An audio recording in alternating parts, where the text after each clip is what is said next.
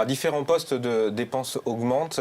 On note, il faut le reconnaître, une stagnation des loyers en Île-de-France, par exemple, mais qui représente déjà plus de 50% d'un budget d'un étudiant, donc c'est très élevé.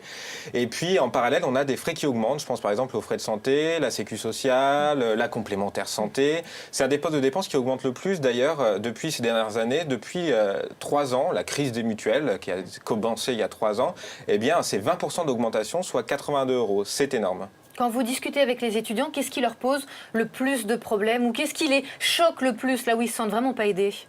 Mais là où ils ne se sentent pas aidés, c'est surtout quand ils ne bénéficient pas d'aide. C'est-à-dire les étudiants qui sont issus des classes moyennes inférieures, par exemple, ils n'ont pas le droit aux aides sociales, ils n'ont pas, Pas de bourse. donc pas de bourse, ils ne sont pas prioritaires sur les logements du Crous. Et donc pour ces étudiants, c'est compliqué. Et d'ailleurs, on note que ces étudiants-là se salarient 10 points de plus que les étudiants qui ont des aides sociales, des bourses. Avec Donc, des mini-jobs en plus des études. avec des mini-jobs en plus des études. Alors, le mini-job n'est pas forcément délétère aux études quand il est encadré, quand on est sur un nombre d'heures raisonnable. Le problème aujourd'hui, c'est qu'il n'y a aucun encadrement, que l'employeur n'est pas obligé de laisser l'étudiant une période pour pouvoir réviser ses examens. Aucun encadrement existe et donc l'étudiant, c'est un peu parfois le salarié corvéable à merci.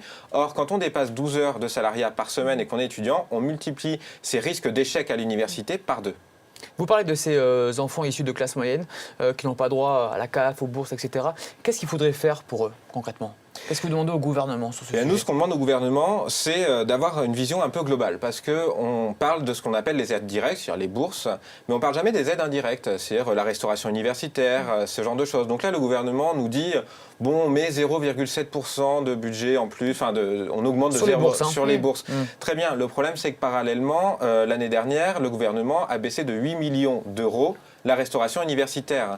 Et donc, du coup, le prix de la restauration universitaire, ce que paient les étudiants, a augmenté. Donc, ce qu'il faut, c'est une approche globale des aides sociales étudiantes et tout simplement faire ce que Lionel Jospin avait fait en son temps. C'est un plan de vie étudiante global. Un rapport a été commandé par le gouvernement aux différentes inspections ministérielles. Il a été rendu à Benoît Hamon en septembre 2013 et depuis, Benoît Hamon refuse de le publier. Il est urgent pourtant d'ouvrir le dossier, d'avoir un petit peu d'ambition et puis aussi de poser la question de la santé des étudiants, puisque c'est un dossier compliqué, on le sait, mais la main du gouvernement ne doit pas trembler quand il s'agit d'aborder la question des mutuelles étudiantes. Aujourd'hui, c'est un poste de dépense qui augmente, une qualité de service médiocre et qui conduit à ce que les étudiants renoncent aux soins et donc se mettent en danger.